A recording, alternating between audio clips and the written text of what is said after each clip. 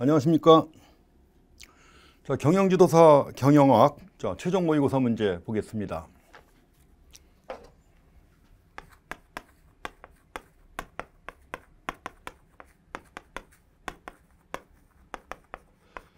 자, 최종 모의고사 문제는 그 출제 경향에 맞게 만든 그런 문제입니다. 그래서 가장 기본적인 내용들 중심으로 정리가 되어 있는데, 자, 문제 좀 보겠습니다.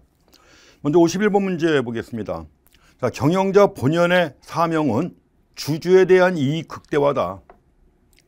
자, 경영자 본연의 사명이 주주에 대한 이익 극대화입니다. 그래서 우리가 사회적 책임을 갖다 많이 강조하잖아요. 자, 기업의 사회적인 책임을 갖다 강조하는데 여기에 대해서 반대 입장을 보이는 겁니다. 우리가 기업의 사회적 책임 해가지고 지금도 굉장히 강조가 되고 있습니다. 그래서 기업의 사회적인 책임은 CSR이라고 처음에 나왔던 거죠. Corporate Social Responsibility 해가지고 CSR이라고 해서 많이 강조가 됐던 것이고, 특히 그 기업의 사회적인 책임 관련해가지고 1990년대 이후 들어와가지고는 국제 표준도 만들어졌어요. 국제 표준 해가지고 ISO다 아시죠? ISO 26000 시리즈가 나왔습니다. 이게 바로 기업의 사회적인 책임을 7가지로 구분해가지고 제시하는 국제 표준이에요. 가지고 이것이 나온 다음에 또 하버드 대학의 마이클 포터에 의해서 이거보다 한 단계 더 나간 개념으로서 공유가치 창출 개념이 나옵니다. 공유가치 창출 개념이 나와가지고 이거는 이제 CSV라고 그래요. Creative Shared Value. 그러니까 여기서는 자, 이 생산 과정이나 이런 것들은 따지지 않고 생산 결과 이익이 나오면 이익을 사회를 위해서도 써라 이거죠. 근데 이거는 이익을 창출하는 과정에서부터 사회에 대한 책임을 다하는 겁니다. 그래서 이거보다 한 단계 더 진전된 개념으로서 공유가치 창출이 나왔는데, 자, 최근에는 뭐예요? 이거 다음 단계로 전 세계적으로 강조가 되고 있는 아주 큰 화두가 돼 있죠. 뭐가 있습니까? ESR이라고 하는 거죠. ESR. Environment, Social Responsibility, 그 다음에 Governance, ESG죠. ESG. Governance. 기업 지배구조 얘기하는 거예요. 투명한 지배구조. 그래서 ESG가 전 세계적인 화두가 되고 있습니다. 이 ESG도 분명히 시험 문제 나올 거예요. 예, 저도 지방 공기업이나 이런 데 출제하면서 많이 내봤습니다. 많이 내고 잘 안 내는 편인데 내봤더니 그래도 이제 책에도 교과서에도 들어가고 의미가 있죠. 그래서 ESG 해가지고 이거는 Environment, 그 다음에 Social Responsibility요. 거기다가 이제 Governance 해가지고 지배 구조까지 얘기하는 거예요. 그래서 환경, 그리고 사회, 그리고 지배 구조까지 강조하는 전 세계적인 화두가 되는 겁니다. 앞으로 기업들도 여기 나서지 않으면 도태가 돼요. 그만큼 중요하게 강조가 되는 게 ESG인데, 이것도 신문이나 이런 데 기사가 나올 때마다 관심 있게 좀 봐주시기 바랍니다. 앞으로 분명히 나올 거예요, 이것도. 해가지고 이런 식으로 전개가 돼 왔는데, 중요한 건 이것이 전 세계적으로 강조가 되는 와중에서도 여기에 반대하는 거예요. 기업이 왜 이것까지 신경 써야 되냐는 거죠. 돈 벌려고 기업 만들었으면 돈만 벌면 되는 거지 왜 딴 데 신경 쓰냐 이겁니다. 그래서 이걸 반대하는 입장을 갖다 보인 학자가 있습니다. 이 자유주의 경제학자입니다. 시장 원리를 갖다 철저하게 강조하는 자유주의 경제학자, 시카고 대학의 밀턴 프리드만 교수입니다. 그래서 시카고 대학의 밀턴 프리드만 교수는 고전학파 경제학의 전통, 자유주의 경제학의 전통을 계속 이어온 그런 학파입니다. 그래서 기업이 해야 할 일만 하면 된다 이겁니다. 그래서 기업의 사회적 책임에 대해서 반대하는 입장을 보이고 있는 게 바로 밀턴 프리드먼입니다. 자, 4번입니다. 나머지 애덤 스미스는 경제학의 아버지라고 해서 아시는 분이고, 피터 드러커가 나와 있는데 현대 경영학의 대가인. 자, 피터 드러커 선생 아실 거고, 앙리 페이얼은 일반 관리 주장한 거죠. 그래서 우리가 과학적 관리법 뒤에 바로 이어서 1916년에 일반 관리론을 주장한 겁니다. 우리가 알고 있는 오늘날 경영 과정 4가지를 얘기하는데 그 경영 과정을 5가지로 해가지고 제시한 학자, 사업가예요. 그래서 계획, 조직화, 지시, 조정, 통제해가지고 5가지 제시한 학자입니다. 로렌스가 나왔는데 몰라도 되는 분이고요. 자, 이렇게 해서 정답은 4번의 프리드먼이 되겠습니다. 52번 허즈버그의 위생요인, 늘 나오는 겁니다. 52번. 자, 허즈버그의 동기위생 이론이 있죠. 동기위생 이론이라고도 하고 2가지 요인을 갖다 구분한 거예요. 과거에는 자, 종업원이 만족하고 불만족한다고 하면 만족과 불만족은 단선상에서 양 끝에 있어요. 그러니까 만족이 증가하면 불만족이 감소한다. 불만족이 감소하면 만족이 증가한다. 이런 사고방식이었는데 허즈버그가 실증 분석을 한 거예요. 아주 획기적인 연구입니다. 이것도 경영학에서는 획기적인 연구. 왜냐하면 만족 요인과 불만족 요인이 다르다는 걸 발견한 거예요. 가지고 종업원이 만족한다. 만족 요인이 바로 동기 요인입니다. 위생 요인, 하이진 팩터, 이건 불만족 요인이에요. 두 가지가 다르다 이겁니다. 그래서 만족이 증가한다고 불만족이 감소하는 것도 아니고 불만족이 감소한다고 만족이 증가하는 것도 아니라는 거죠. 가지고 여기서 이 동기 요인해 가지고 만족 요인은 주로 작업 내용과 관련돼 있어요. 작업 내용과 관련해 가지고 성취감이라든가 내가 그 작업을 완료한 다음에 성취감을 느끼잖아요. 또 인정감, 인정받아요. 이런 것들이 여기 포함되는 것이고 위생 요인은 바로 뭐예요? 작업 환경과 관련돼 있습니다. 임금을 포함해 가지고 감독이라든가 작업 환경과 관련된 게 바로 위생 요인이에요. 두 가지가 요인이 다르다는 걸 갖다가 처음 발견한 겁니다. 그래서 여기서는 지금 위생 요인으로 옳은 게 뭐냐고 했는데 시험에 나올 때 이게 제일 잘 나옵니다. 동기 요인과 위생 요인 구분하는 이 문제가 제일 잘 나오는데 말씀드린 것처럼 이거는 작업 내용과 관련이 있고 작업 환경과 주로 관련이 있습니다. 자, 위생 요인 나와 있는데 위생 요인은 작업 조건이에요. 나머지 1번에 나와 있는 직무의 안정감이라든가 직무 수행을 통한 자기 발전이라든가 성취감, 책임감 이런 것들은 다 동기 요인. 자, 정답 5번에 직무 수행의 작업 조건은 위생 요인이 되는 것입니다. 보시고. 자, 53번 노동 생산성. 우리가 생산성을 측정할 때는 보통 뭐예요? 투입 대비 산출 아닙니까? 투입에 대한 산출 갖고 얘기하죠. 그래서 이제 노동 생산성이니까 노동 투입량. 그리고 이제 산출이라고 할 땐 주로 부가가치를 가지고 따지죠. 그래서 노동 생산성 하게 되면 노동 투입량에 대한 부가가치 해가지고 1인당 부가가치 이런 개념이죠. 그래서 이것이 노동 생산성을 측정하기 위한 계산식입니다. 노동 투입량은 여기 나와 있는 것 같고 뭐예요? 종업원 수 갖고 따지는 거죠. 노동 투입량이라는 게 종업원 수에 대한 부가가치입니다. 2번입니다. 자, 54번은 총 고정비, 판매 단가, 단위당 변동비가 일정하다고 할 때 목표 이익을 달성할 수 있는 매출량을 계산하는 건데 목표 이익을 달성할 수 있는 매출량을 계산할 때는 보통 우리가 손익분기점 계산하잖아요. 손익분기점을 갖다 계산하는데 BEP라고 하는 거 있죠. 자, 브레이크 이븐 포인트가 손익분기점이 어떻게 구하죠? 고정비 나누기 단가, 매출 단가입니다. 한 개당 가격이죠. 매출 단가 빼기 단위당 변동비 아니에요. 이렇게 해서 구합니다. 한 개당 변동비. 한 개당 가격 빼기 한 개당 변동비 구한 다음에 고정비를 갖다 이거로 나누는 거예요. 근데 여기서 지금 목표 이익을 달성할 수 있는 매출량인데 이거 손익분기점이 바로 뭐예요? 매출량을 구하는 거예요. 매출량, 손익분기 매출량을 구하는 겁니다. 근데 이제 목표 이익을 달성할 수 있는 매출량이라고 할 때는 목표 이익을 여기다가 포함시키는 거예요. 고정비에다가 목표 이익을 포함시켜서 구하면 이걸 포함시켜서 구하게 되면 목표 이익을 달성하기 위한 매출량을 계산할 수 있는 거예요. 가지고 여기서 공식을 물어봤는데 자, 총 고정비 더하기 목표 이익 나누기 판매 단가, 매출 단가 또는 판매 단가 빼기 단위당 변동비예요. 1번입니다. 계산 문제로도 많이 나옵니다. 그래서 이렇게 갖고 자, 손익분기점 계산하는 공식에다가 고정비에다가 목표 이익을 더한 다음에 구하면 목표 이익을 달성할 수 있는 매출량이 나오는 겁니다. 54번 정답은 1번이 되겠습니다. 그렇게 해서 봐주시고요. 다음에 55번 보겠습니다. 자, 투자안의 경제성 분석 기법에 대한 설명을 옳지 않은 게 뭐냐고 했는데 자, 투자의 타당성을 갖다 파악하는 거죠. 투자의 타당성을 파악할 때 우리가 몇 가지 가장 기본적으로 나오는 게 있죠. 투자의 타당성을 판단할 때 제일 먼저 언급되는 게 뭐예요? 순현가죠. 자, 순현가인데 순현가는 뭐보다 커야 돼요? 0보다 커야죠. 그 다음에 또 내부 수익률 구하는 게 있죠. IRR. 내부 수익률 구하는 것인데 기대 수익률입니다. 이건 뭐보다 커야 돼요? 요구 수익률보다 커야 되는 거죠. 요구 수익률 해가지고 최소한의 수익률 얘기하는 거예요. 뭐 은행 정기예금 이자율. 자, 당연히 투자한다고 하면 은행의 정기예금 이자율보다는 더 나와야 될 거 아닙니까? 그래서 이렇게 해서 IRR 구해가지고 요구 수익률과 비교하는 것이고 또 예컨대 우리가 수익성 지수라는 것도 있죠. PI. 자, 수익성 지수 해가지고 이건 뭐죠? 자, 현금 유입의 현재 가치. 하고 현금 유출의 현재 가치예요. 당연히 나간 돈보다는 들어온 돈이 많아야죠. 그렇죠? 나간 돈보다 들어온 돈이 많아야죠. 이거 1보다 커야 되는 거죠.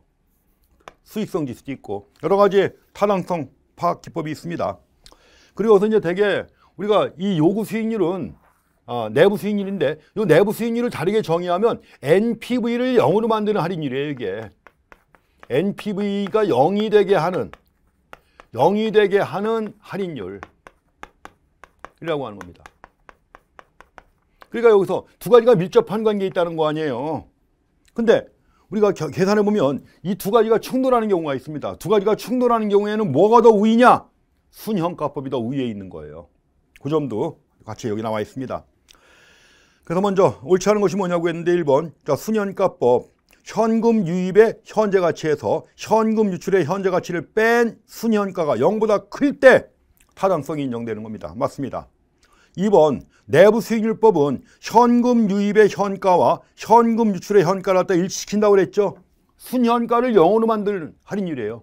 순현가가 0이 되게 하는 할인율인데 내부 수익률보다 클 때 말이 돼요? 이거 자체가 내부 수익률인데 내부 수익률보다 클 때 경제성이 인정된다? 말이 안 되죠.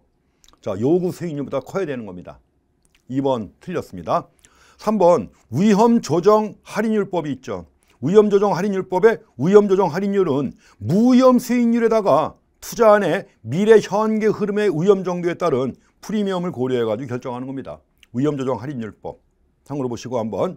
그 다음에 이제 5번 자, 내부 수익률법 순현가법에 의한 분석 결과가 상충돼요. 이럴 때는 뭐가 우위에 있다? NPV가 우위에 있는 겁니다.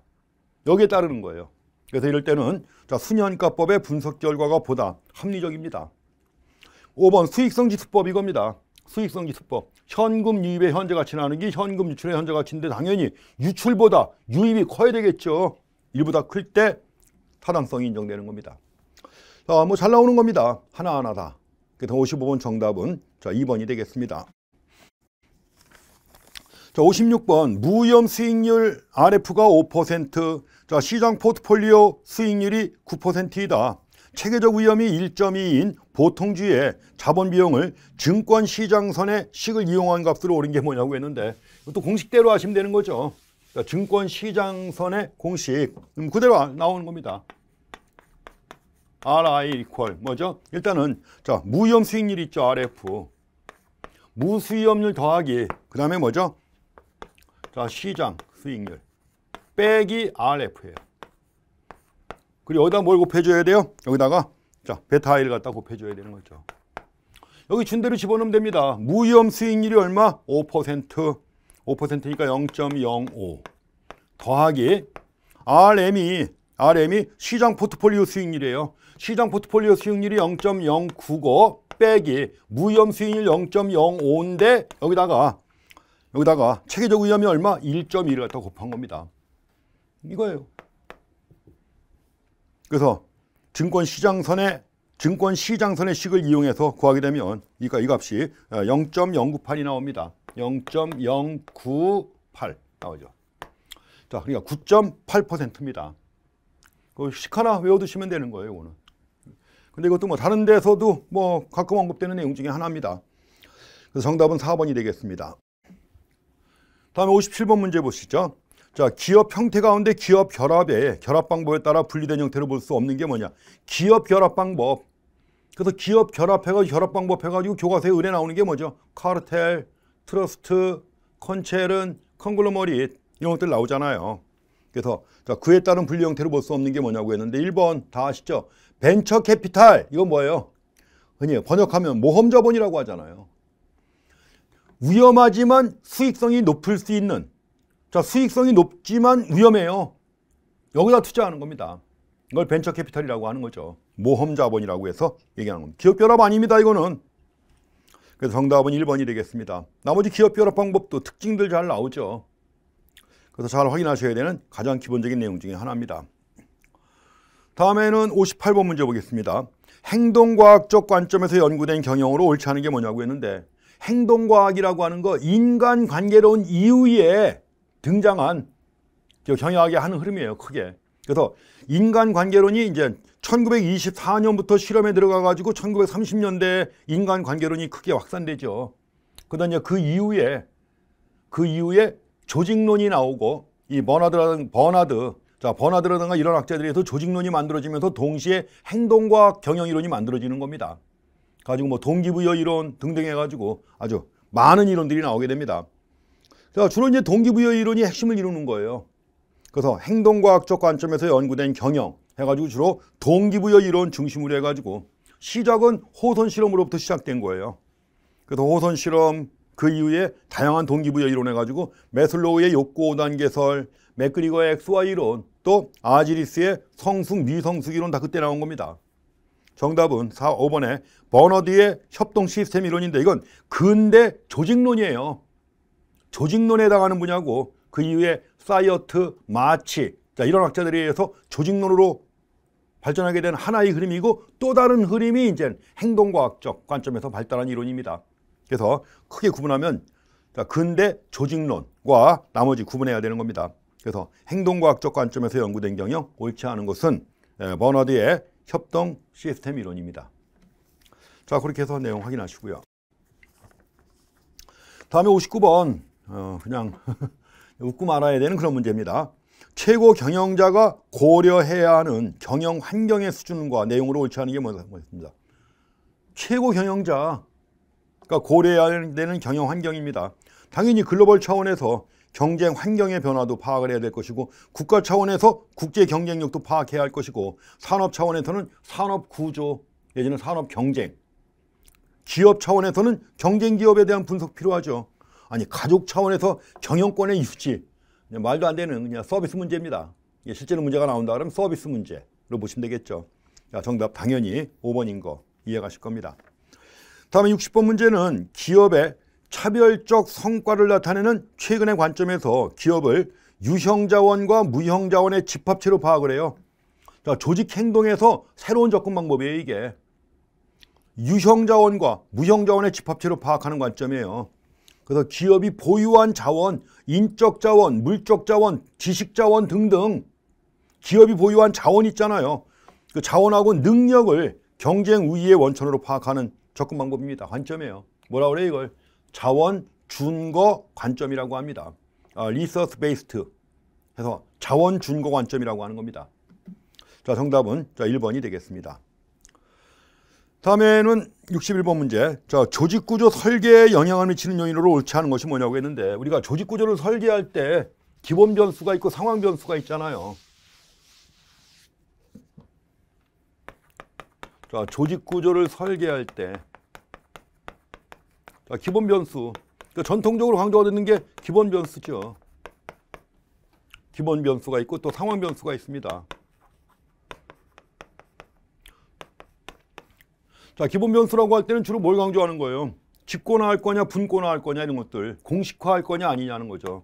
공식화 이 정도라든가 공식화. 그런데 구성원들이 해야 할 일이라든가 이런 것들이 매뉴얼로 만들어져 가지고 매뉴얼대로 하면 되는 거죠. 공식화 이 정도. 그다음에 근데 집중화,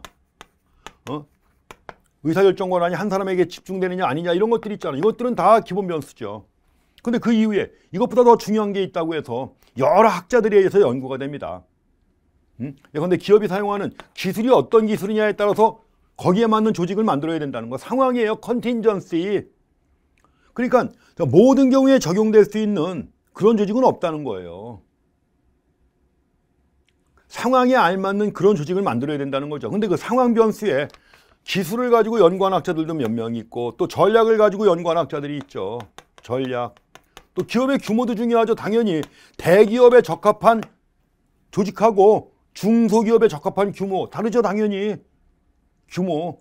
이런 여러 가지 상황 변수를 제시해서 연구한 겁니다. 그래서 여기서는 주로 이제 그 상황 변수를 중심으로 언급된 거예요. 전략, 기업의 규모, 기업이 사용하는 기술, 거기다가 조직 연수도 중요합니다. 유행이 여기 왜 들어갑니까? 아무 관계 없는 거죠. 유행은. 그래서 이렇게 갖고 조직구조 설계에 영향을 미치는 상황 변수를 물어본 거예요. 자, 정답은 2번입니다. 자, 62번은 전략 사업 단위가 갖춰야 하는 요건을 옳지 않은 게 뭐냐고 했는데 우리 전략 사업 단위 해가지고 이거는 이 용어가 본격적으로 활용되기 시작한 것이 언제냐 하면 BCG 매트릭스가 나온 다음이에요. BCG 매트릭스. 그 다음에 그 뒤에 이어가지고 나온 게 G 맥킨지가 나왔잖아요. G 맥킨지 매트릭스가 나왔죠. 여기서는 이제 네 개로 2x2로 나누고, 여기서는 자 3x3 나누잖아요. 그렇죠. 가지고 자 두 가지로 구분해가지고 예컨대 이렇게 해서, 이것도 마찬가지입니다. 네 가지로 구분했을 때 현재 어디쯤 위치하느냐 이거 아니에요. 어디쯤 위치하느냐 이걸 분석하는 건데, 그럼 뭘 가지고 분석하느냐, 무엇을 가지고 분석하느냐. 예컨대 기업 규모가 작은 경우에는, 기업의 규모가 작은 경우에는 기업 단위로 분석하면 돼요. 기업 단위로. 그리고 만약에 기업 규모가 크다 그러면은 뭐예요? 사업부 단위로 나누기도 하고, 사업부별로 파악해보는 거예요. 현재 어디쯤 위치하느냐, 거기에 맞는 전략을 세우는 거죠. 그리고 세계적으로 유명한 제품들을 만드는 이런 상황이 있다. 지금 같은 경우에 예컨대 삼성의 G 폴더, 애플의 또 요새 또 뭐 워치 뭐 이것 때문에 또 그런데, 이런 것들이 있을 때는 제품 하나하나가 분석 단위가 되는 거예요. 세계적으로 엄청 많이 팔리는 자동차 이런 것들은 제품 하나하나가 분석 단위가 되는 거예요. 가지고 여기서 BC 매트릭스에서 분석을 할 때 그 분석하는 단위예요. 분석하는 단위인데 이걸 갖다가 전략적 비즈니스 단위라고 하는 겁니다. SBU. 스트레이티지 비즈니스 유닛이에요. 그래서 전략적 분석 단위인데, 말씀드린 것처럼 기업 규모가 작은 경우에는 기업 하나하나가 전략적 분석 단위가 될 수 있고, 기업의 규모가 큰 경우에는 사업부 하나하나가 분석 단위가 될 수도 있고요. 아주 세계적으로 유명한 제품들을 갖다 만드는 이런 기업들의 경우에는 제품 하나하나가 전략적 사업 단위가 되기도 하는 거예요. 분석할 때. 그래갖고 분석 단위를 해가지고 이런 걸 적용해가지고 다 분석해 볼 수 있는 겁니다. 전략적 사업 단위라는 게 그런 겁니다. 그래서 여기서 전략적 사업 단위가 갖춰야 되는 요건 물어본 거예요. 그래서 다른 SBU와 구별될 수 있는 독자적인 사업을 가져야 돼요. 또 다른 SBU와 구별되는 분명한 경쟁자가 있어야 됩니다. 독자적인 능력을 가진 경쟁자로서 자격도 있어야 되고요. 또 독자적이고 종합적인 전략 계획을 수립할 수 있어야 됩니다. 5번은 아닙니다. 전혀 관련이 없는 거예요. 제품 하나하나 사업부 단위 뭐 이런 거니까 독자적인 예산권, 예산권, 인사권 이거 없습니다. 전혀 관련이 없는 얘기예요. 그래서 정답은 5번입니다. 원래 그 전략적 사업 단위에 대해서는 꽤 오래전에 공인인의 계사 시험 문제 한번 나온 적이 있고, 뭐 흔히 나올 수 있는 그런 내용은 아닙니다. 그래도 한번 참고로 보시면, 자 지금 이 두 가지 대표적인 사업 포트폴리오 분석에서 분석 단위가 되는 게 SBU다. 그 SBU의 특성 참고로 보시면 됩니다. 그래서 정답은 5번이 되겠습니다. 다음에 63번 뭐 그냥 늘 나오는 내용 중에 하나입니다. 재무통제기법으로서 ROI 기법. ROI가 뭐죠? Return on Investment죠. ROI. 자, Return on 투자 인베스트먼트예요. 인베스트먼트. 뭐라 그래요? 이거 갖다가 투자 수익률이라고 하는 거죠. 글자 그대로 투자 수익률이라고 하는 거죠. 근데 이제 투자한 돈이 바로, 그래서 투자 수익률하게 된 글자 그대로예요. 투자한 돈에 대한 수익 비율이에요. 투자액분의 자 뭐 순이익 따지는 거죠. 이런 개념입니다. ROI. 용어들은 약간씩 다르게 뭐 다양하게 쓰죠. 옳지 않은 게 뭐냐고 했습니다. 1번 ROI 기법은 수익을 따지는 거예요. 수익을. 시장 점유율을 따진다고 하면 매출액 가지고 얘기해야 되는 거예요. 시장 점유율은 매출액 가지고 얘기해야 되는 거죠. 근데 이거는 뭐예요? 순이익이란 말이에요. 1번 틀렸습니다. 옳지 않은 게 뭐냐고 했는데, ROI 기법은 시장 점유율을 확대시킬 수 있는 자료를 제공한다고 했는데 이건 전혀 관계가 없습니다. 1번 틀렸고요. 2번 기업의 목표를 총 투자 수익률로 표시한 거죠. 투자 수익률로 표시해가지고 문제가 발생되는 재무 요인을 찾아낼 수 있습니다. 맞고요. 자, 3번 ROI 기법은 총 자본 회전율과 매출액 순이익률을 결합한 것이기도 합니다. 이렇게 나왔는데 이걸 좀 변형시켜 봐요. 투자액분의 매출액이라고 하면 이걸 변형시키면 어떻게 될까요? 변형시키면 매출액을 집어넣어요. 매출액분의 순이익 곱하기. 그럼 매출액을 소거시키려면 여기다 집어넣어야죠. 여기다 집어넣으면 둘 다 없어지죠. 분모에는 투자액이 들어오는 거죠. 이렇게 하면 되겠죠. 똑같죠? 그러면 매출액에 대한 순이익은 뭐예요? 매출액에 대한 순이익은 이게 바로 매출액 순이익률이죠. 이게 매출액 순이익률.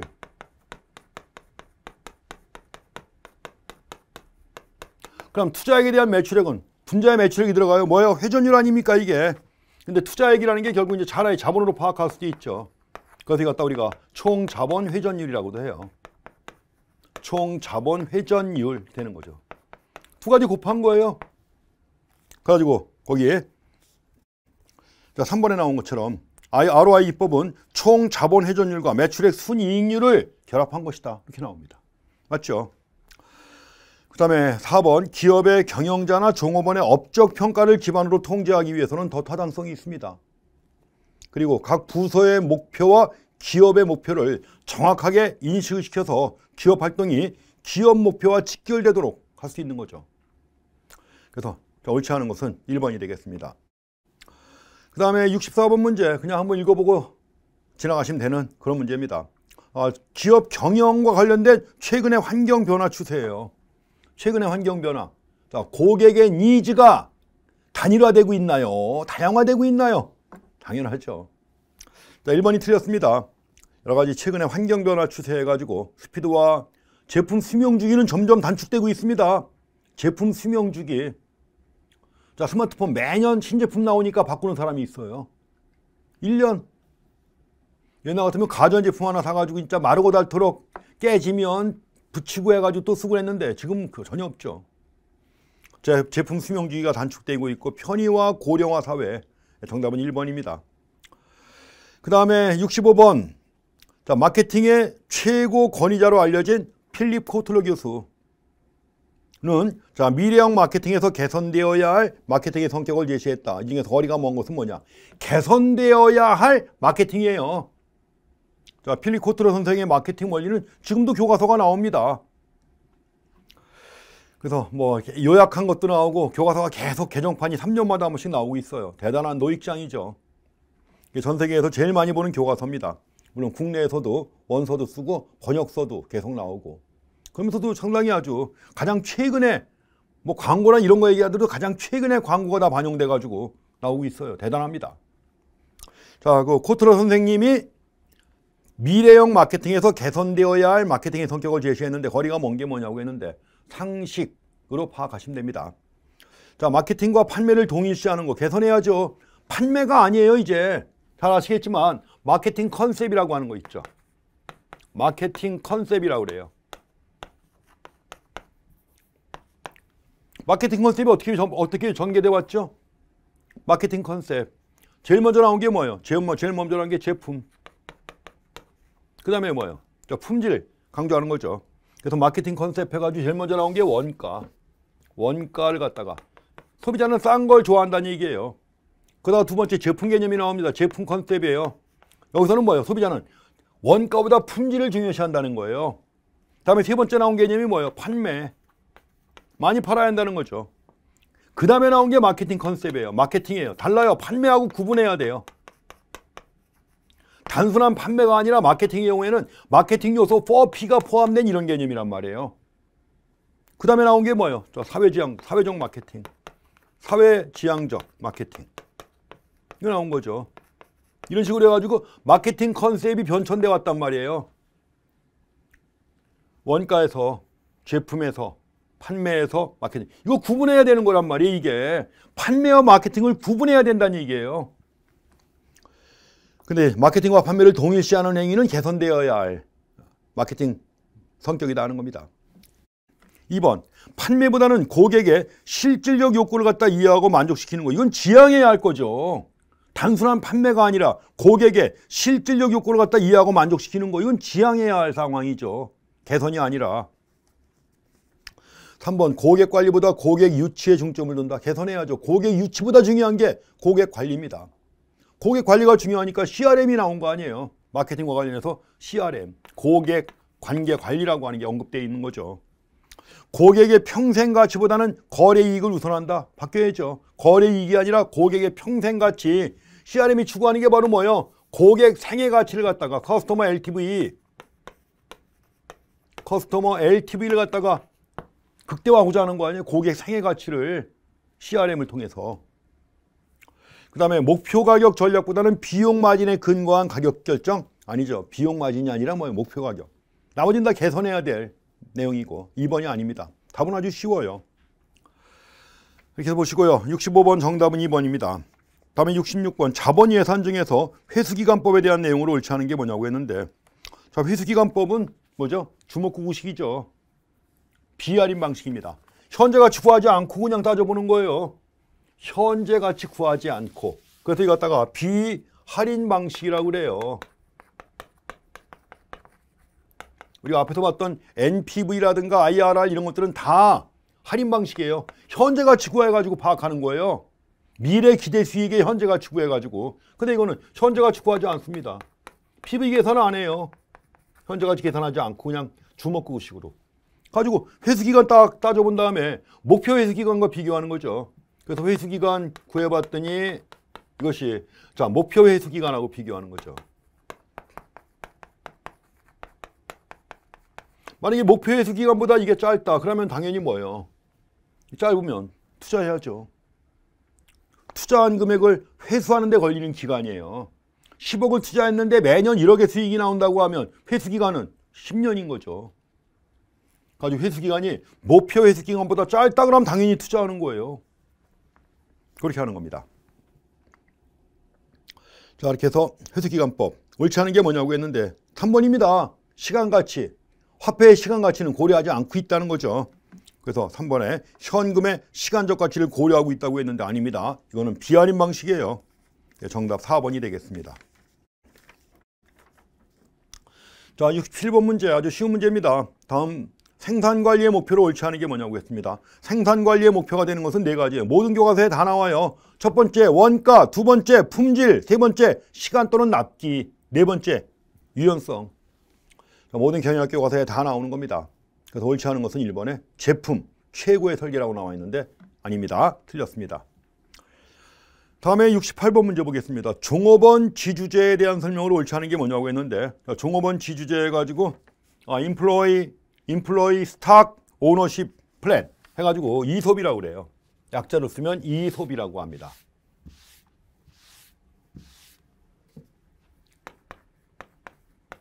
이솝 Employee Stock Ownership Plan이에요. 우리나라 경우에는 뭐라고 하죠? 우리나라 경우에 이거 갖다 우리 사주제라고 하죠. 우리 사주제. 종업원이 회사 주식을 소유함으로써 동시에 주주가 되는 거예요. 우리나라 경우에 우리 사주제가 1968년에 처음 도입돼요. 법이 개정되면서. 근데 이게 미국에서 처음 나온 거예요. 미국에서 나온 건데 원래 이게 1차 대전 이후에 나온 겁니다. 1918년 이후에 나와가지고 대공황까지 있었던 거예요. 대공황기까지 있다가 대공황 이후에 많은 기업들이 무너지면서 한동안 잠잠했다가 그 이후에 다시 등장을 한 겁니다. 미국에서예요.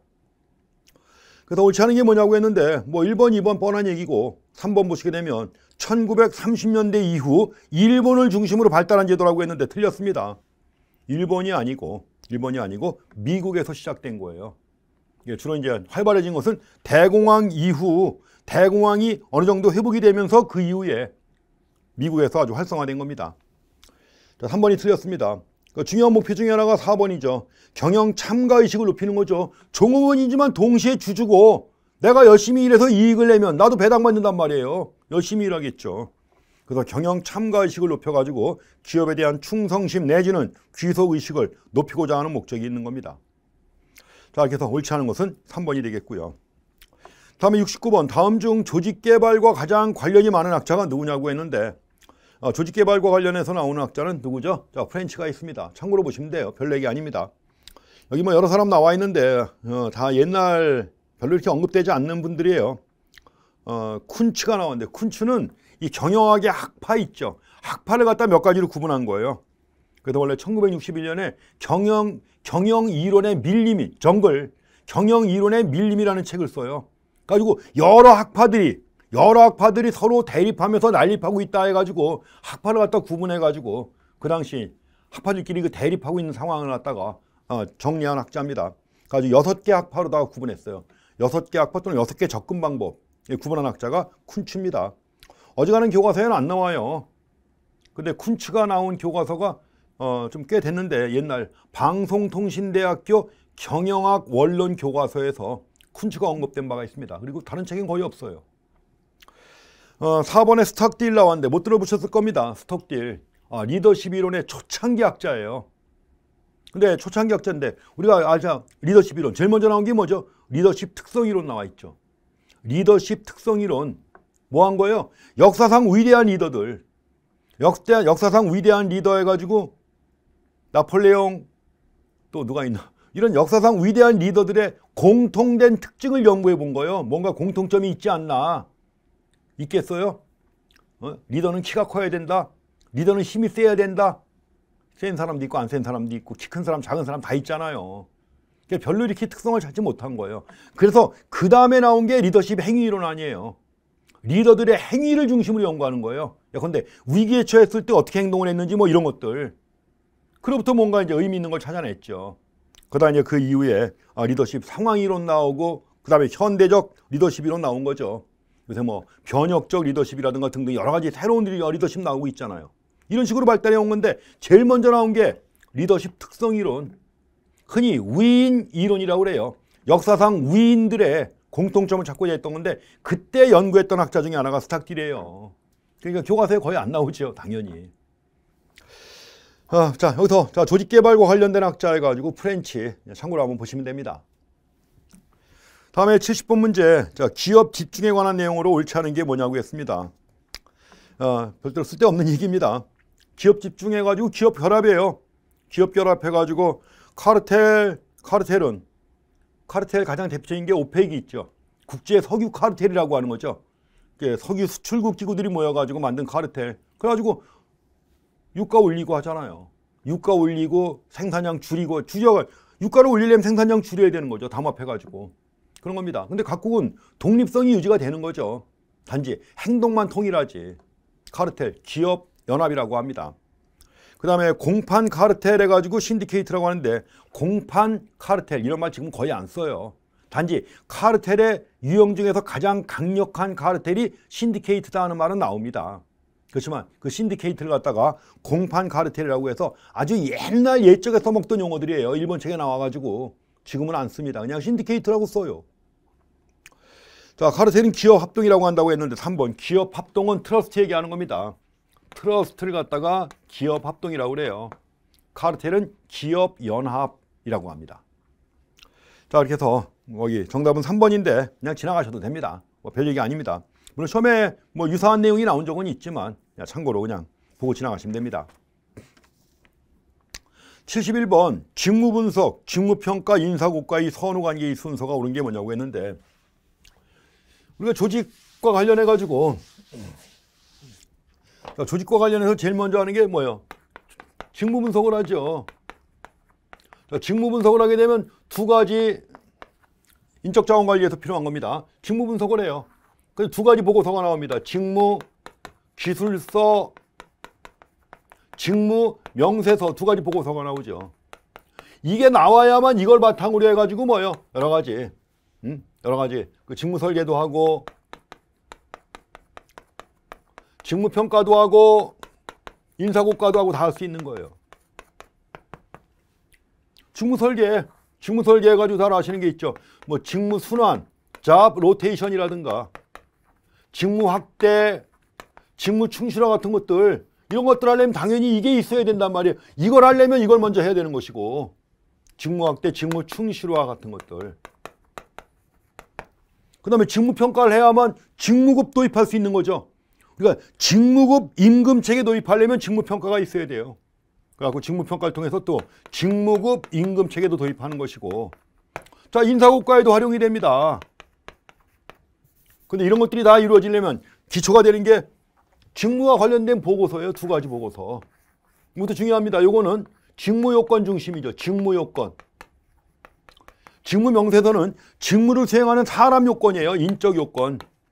직무를 수행하는 사람이 갖춰야 될 요건 해가지고 나온 겁니다. 근데 두 가지가 직무분석 결과물이에요. 제일 먼저 해야 될 게 직무분석이죠. 요 흐름 다 파악하셔야 돼요. 인적자원관리에서 가장 기본적으로 자주 언급되는 내용입니다. 여기서는 순서만 물어봤습니다. 순서 2번, 3번이죠. 직무 분석, 다음에 직무 평가, 그 다음에 인사 고과 이렇게 보시면 돼요. 그리고 이제 그거 말고도 여러 가지 직무 설계라든가 등등 연결되는 겁니다. 확인하시고요. 72번. 어떤 투자자가 주식 100주를 주당 1,000원에 매수한 다음에 1년 후에 1,300원에 처분했다. 얼마? 수익률 얼마? 수익률 얼마? 30%예요. 1,000원에 사가지고 1,300원에 처분했으면 30% 아니에요. 그런데 이 투자자가 주식 보유 기간 중에 주당 100원의 배당금을 받았어요. 100원. 얼마? 10% 아닙니까? 더하기 10%예요. 별거 아니에요. 간단한 문제입니다. 이 투자자의 주식 수익률 40%입니다. 4번이에요. 그 다음에 73번. A 상품의 단위당 판매 가격이 500원. 단위당 판매 가격이 500원. 변동비 250원. 앞에서 우리가 손익분기점 봤었잖아요. 앞에 문제에서. 자, 손익분기점. 어떻게 구합니까? 손익분기점 매출양입니다. 매출양을 구하는 거예요. 그래서 매출액 구하라고 하면 나중에 매출량 구한 다음에 단가 곱해야 매출액이 되는 것이고요. 어떻게 할까요? 총 고정비 나누기. 총 고정비 나누기 얼마? 100만 원. 매출 단가 500원. 단위당 변동비 250원. 공식 다 외우셔야 돼요. 간단한 겁니다. 그래서 100만 원 나누기 500 빼기 250 하면 자, 4,000원 나옵니다. 4,000단위, 4,000개. 자, 73번 정답 2번이 되겠습니다.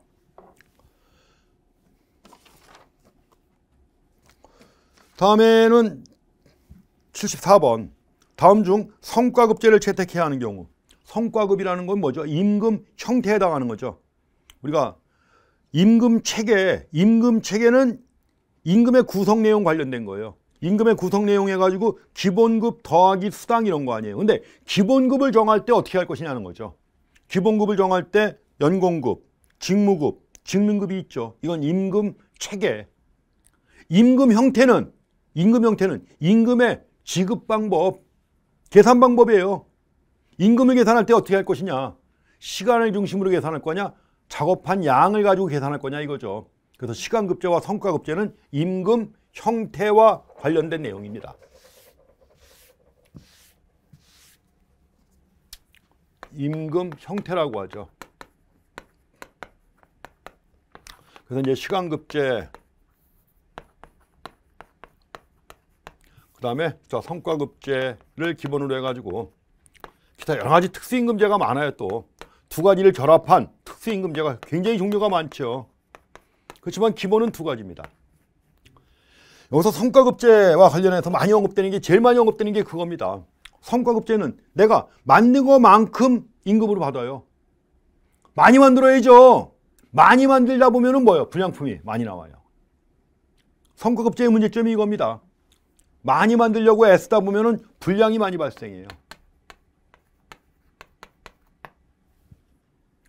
그러니까 만약에 제품의 품질이 중요한 상황인데 불량품이 나온다. 이건 큰 타격 아니에요. 그래서 품질이 특히 중요한 상황이라면 성과급제가 아니라 이걸 도입해야 돼요.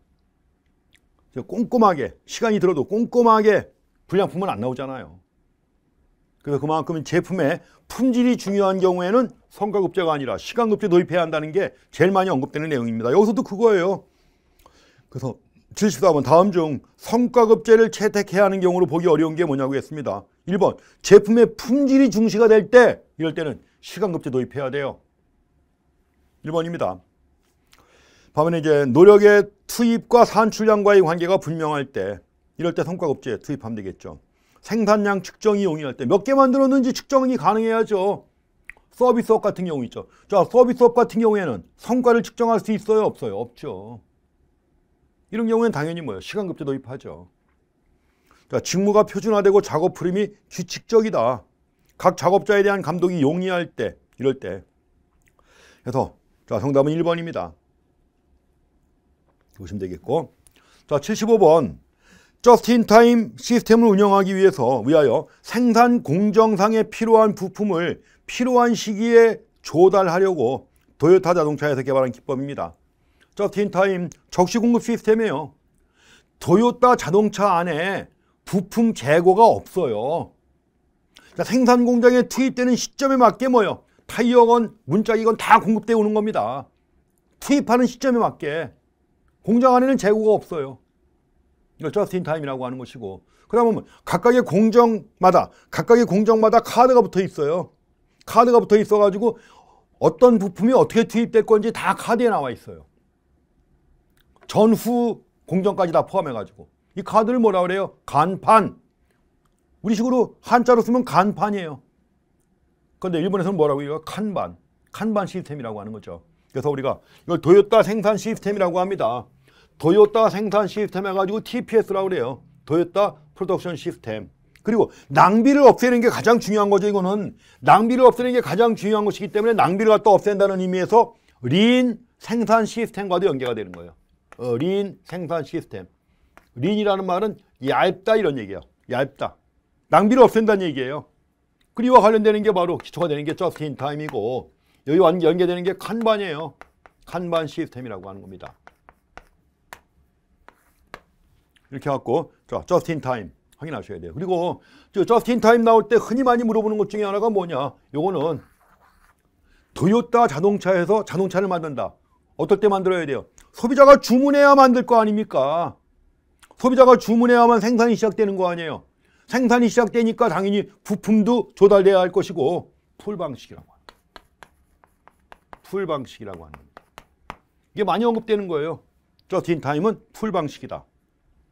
그리고 이제 이것하고 많이 비교하는 것 중에 하나가 자재 소요 계획 해가지고 MRP를 비교하는데, MRP는 푸시 방식이에요. 이것하고 비교해가지고 컴포 MRP, 이거는 생산 계획이 나와야 되는 거예요. 자재 소요 계획 같은 경우에는 가장 기본 되는 게 뭐예요? 생산 일정 계획이에요. 생산 일정 계획, 마스터 프로덕션 스케줄, 이거예요. 주 일정 계획 있어야 되는 거죠. 자, 주 일정 계획이 있어야 되고, 주 일정 계획이 나와야만 어떤 자재가 얼마나 필요한지 알 거 아니에요. 자재 명세서가 있어야 되는 겁니다. 자재 명세서가 있어야 되고, 그 다음에 그 자재 명세서에 나와 있는 자재의 재고가 얼마가 되는지 알아야 될 거 아니에요. 재고 기록철, 인벤토리 레코드 파일이에요. 인벤토리 레코드 파일이 있어야 되고, 그러니까 이런 것들이 다 여기에 입력되는 거예요. 생산 계획부터 다 입력이 되면 자재 소유 계획이 나옵니다. 필요한 자재를 언제쯤 주문해야 되고 하는 게 다 나와요. 푸시 방식이에요. 여기서부터 생산 일정 계획에서부터 나오는 푸시 방식이라고 하는 겁니다. 이거는. 그래서 이거 잘 구분되는 거예요. 저스트 인 타임에서 풀 방식, 이건 푸시 방식 해갖고 이 내용 하나 더 정리해 주시기 바랍니다. 자, 이렇게 해서 문제 봤는데 말씀드린 것처럼 자, 가장 기본적인 내용들이 가장 중요하게 잘 나오는 겁니다. 그래서 기본적인 내용들 중심으로 정리하시면 뭐 경영학은 고득점 하죠. 마무리 정리 잘 하셔서 꼭 한 번에 합격하시기를 소망합니다. 자, 수고했습니다.